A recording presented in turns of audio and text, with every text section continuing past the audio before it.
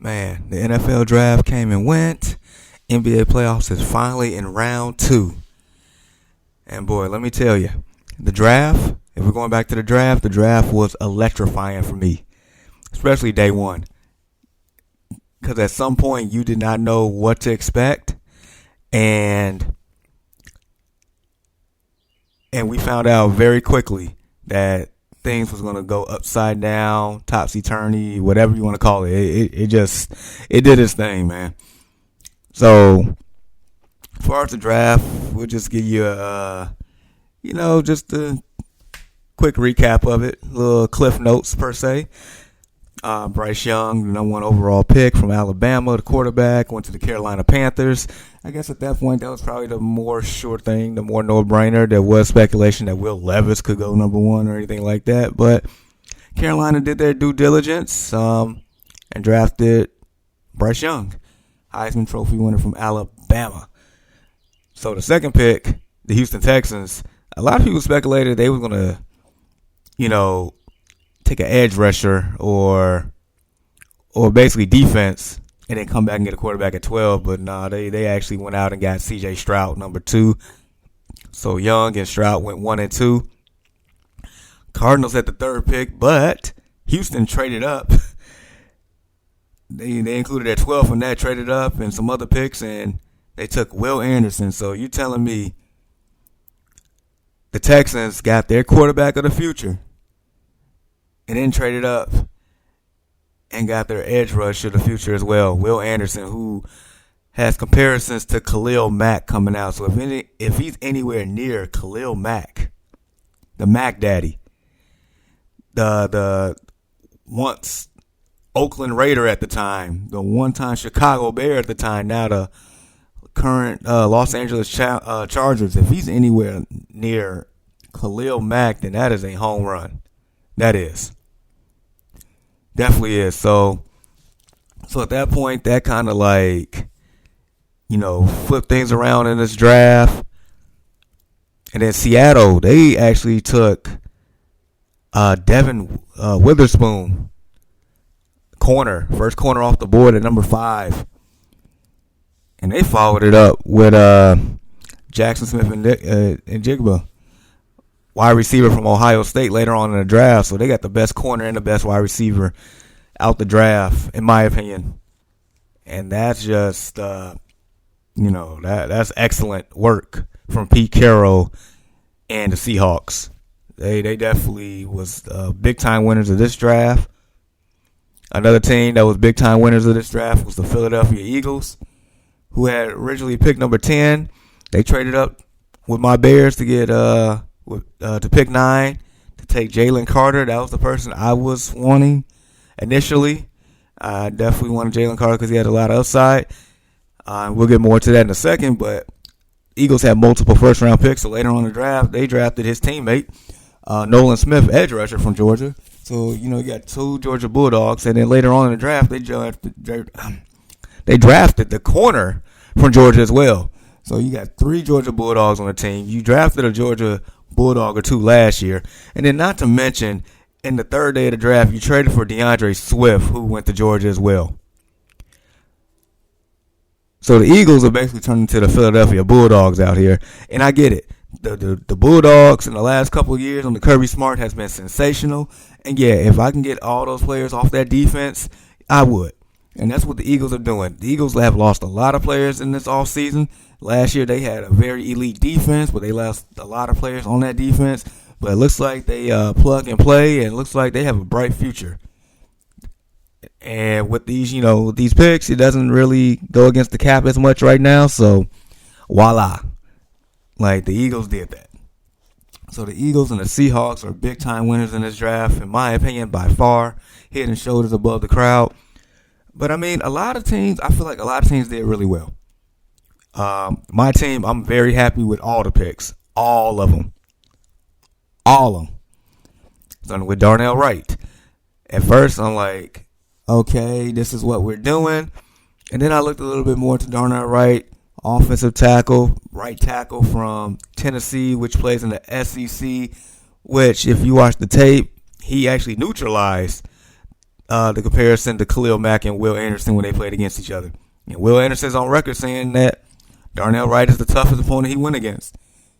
He neutralized the edge rusher from LSU with a name that I can't pronounce. He neutralized Jalen Carter. Like, this guy is neutralizing these guys. Neutralizing. That's the word we're going to associate with Darnell Wright, the neutralizer. Does it stick? Maybe. Nah, we'll work on it. But anyway, so I'm very excited with that. I'm very excited with the 2 defensive tackles that we got in the second round in the corner from Miami. Excited with that.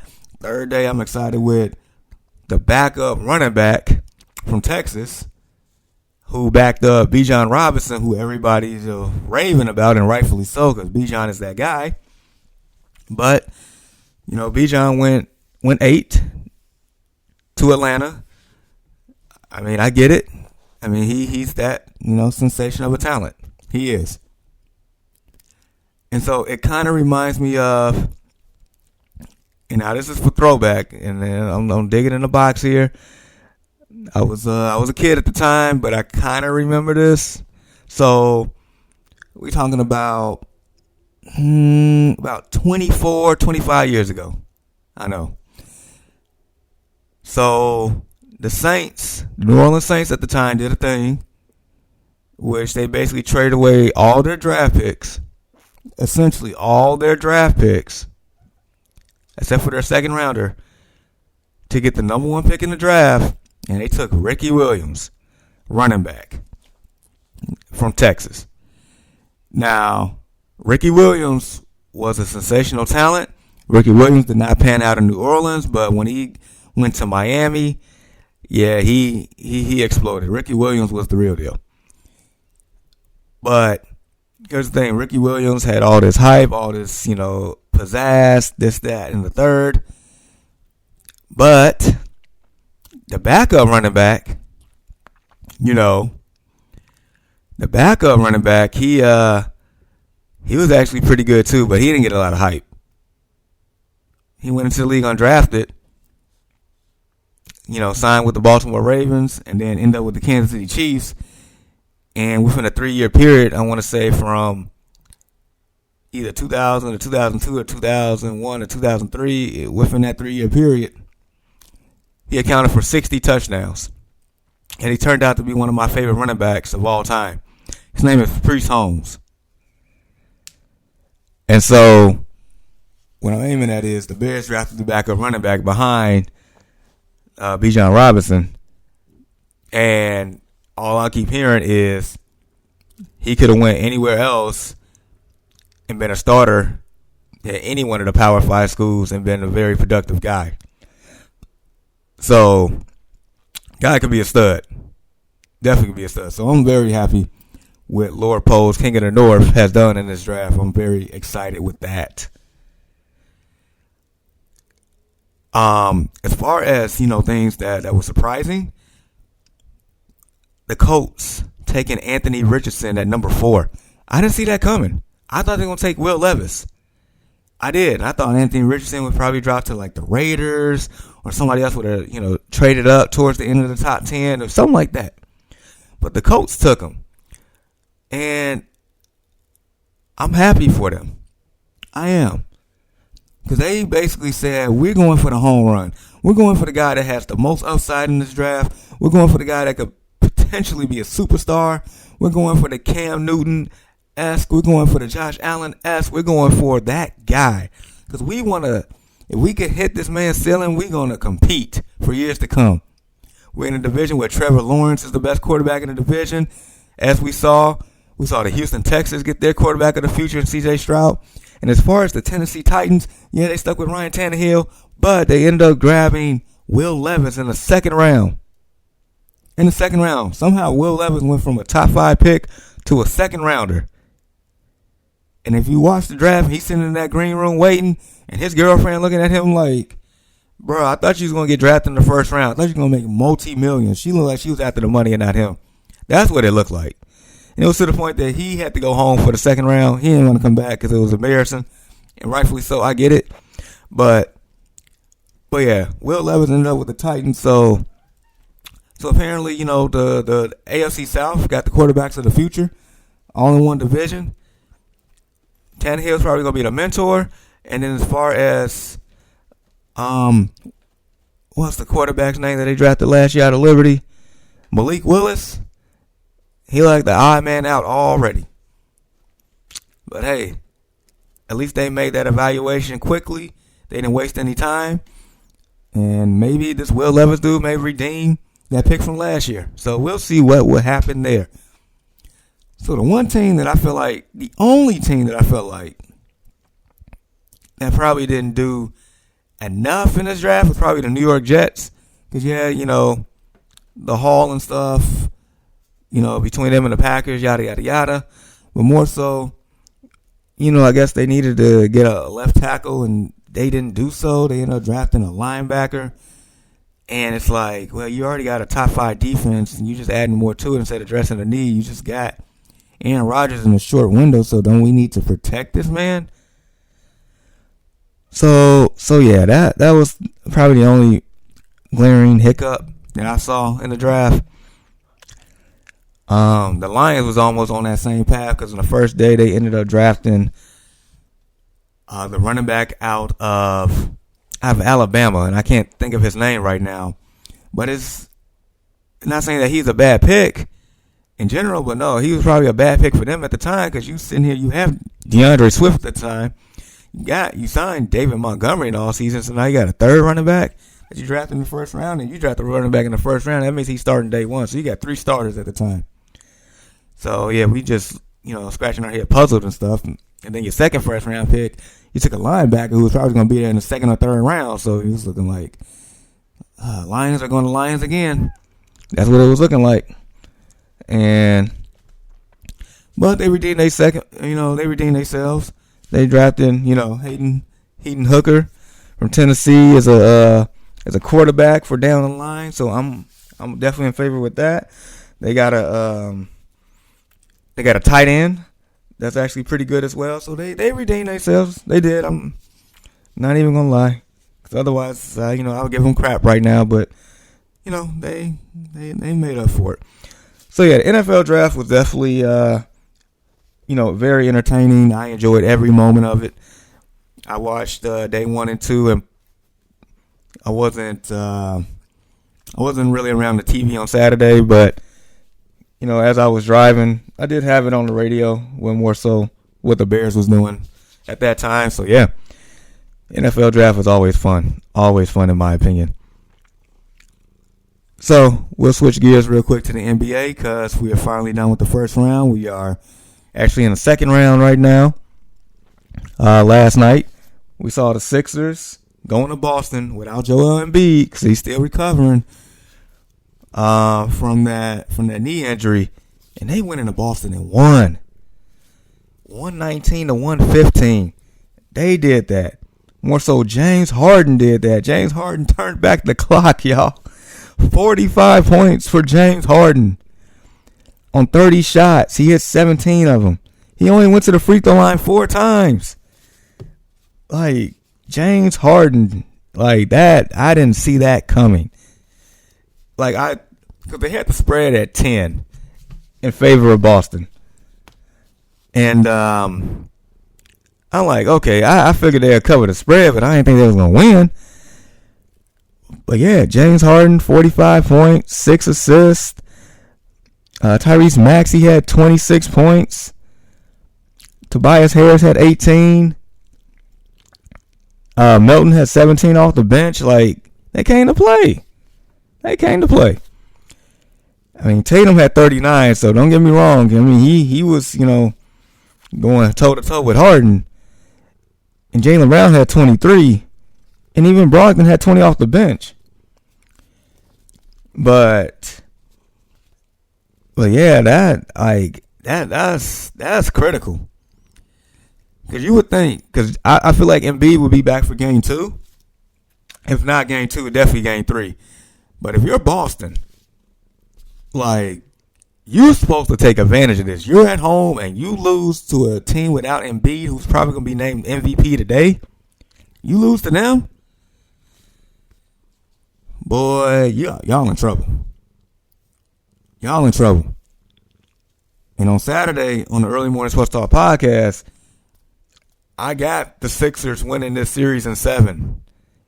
And I thought Embiid was going to play game 1 at the time.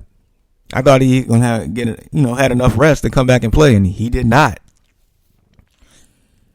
But it's like this Sixers team, I feel like they've had enough over the years of being, just making it to the second round and bow out. I feel like they are tired of losing, tired of this narrative. I know Embiid is probably tired of not making it past the second round. So I thought those intangibles would show up. And, man, without Embiid, they really showed up. I mean, James Harden out here letting people know I still got game. I can still play. Last year was a fluke. I'm still pretty solid out here. So yeah, that was great. That was definitely great. The Nuggets are a team that's trying to, prove people wrong too. Because they were up 2-0 against the Phoenix Suns. They won 97-87 last night. How is it that these two teams who scored a lot of points both scored under 100 points? That's wild to me. That is wild. Nuggets is known for dropping points. The Suns has 2 elite scorers. So, yeah, that's crazy. But nevertheless, the Nuggets probably pretty much have the same narrative as the Sixers. It's like, Jokic, you a 2-time MVP. Yeah, you have made 1 Western Conference Finals appearance. You've been put out several times in the second round. When are you going to get to the finals? When? And it looks like, they taking all that to heart. The Suns have basically owned them in the playoffs in the last few years too. And the fact that they're up 2-0 against them, like that says a lot. I know the series is far from over, but it says a lot. It does. So that means they're rising to the occasion. And I mean, this is the year. If you're going to do something, this is the year. Where the first time ever we literally have seeds 1, 2, 3, 4, 5, 6, 7, 8 in the second round. That has never happened before. Ever. And you're the 1 seed. So you're the highest rated seed in the whole playoffs right now. That means the home court runs through you. So if there's any year, any time, this is it, Denver. Get it done. Get it done. Because you don't have too many believers left in you. I know that much. Based on the discussions I've had on other podcasts in the last month, you don't have many believers. Because we're thinking this is the same old Denver team. And I'm starting to churn. But you got to take care of Phoenix first. I mean, yeah, you got to take care of Phoenix first. You take care of them, then maybe, just maybe, you might win some people over again. Just might. Tomorrow's games, we got the Heat and the Knicks game 2.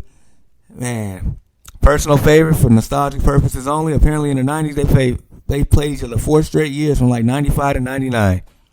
And I remember a couple of those years, man. That was fun. And game 1 did not disappoint. It didn't. That was a fun game. Even though Jimmy Butler hurt his ankle, but man, this Heat team, ooh-wee. But it's all gonna be predicated on how healthy Jimmy Butler ankle is. He's, I guess, game time decision tonight. We'll see. But man, ooh-wee, a healthy Jimmy Butler. I mean, the Eastern Conference in trouble. The Eastern Conference is in trouble with a healthy Jimmy Butler. Because if the Heat moves on, whoever they play between the Sixers or the Celtics, they're going to have their hands full. It's not going to be pretty. It's not going to be easy, but man, oh man. I'm just saying. And then we finally got game 1 of the other second round matchup, the Lakers and the Warriors. Last time we saw Steph Curry, he dropped 50 points in the game 7. He gave the Kings a 50 piece. Steph Curry out here letting you all know I'm not a fluke. What I did last year, that was me. What I did my whole career, that was me. And now we get LeBron and Curry Part 5 in the playoffs. Curry has won 3 of those 4 series. I mean, obviously all of them in the finals because, LeBron was in the Eastern Conference at the time. It's the first time that LeBron and Curry will meet in the Western Conference in the playoffs. This is going to be a very entertaining series. Very entertaining. I feel like as long as the Warriors are healthy, they should win this series. But I would not count out the Lakers. I just can't. I mean, we've seen it over the years what LeBron can do. I just feel like the Warriors are more equipped for this. They definitely, went through the fire against the Kings. And yeah, the Kings had a sensational season, but I don't think that was a fluke. That was a really good team. The Kings are a good team, and that's the first time I said that in about 20 years. So there you go. But yeah, this series right here.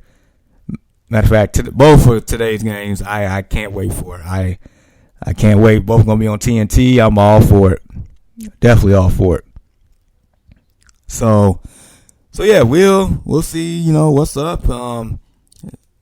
I guess with the rest of these playoffs here, the NFL schedule will be released next week.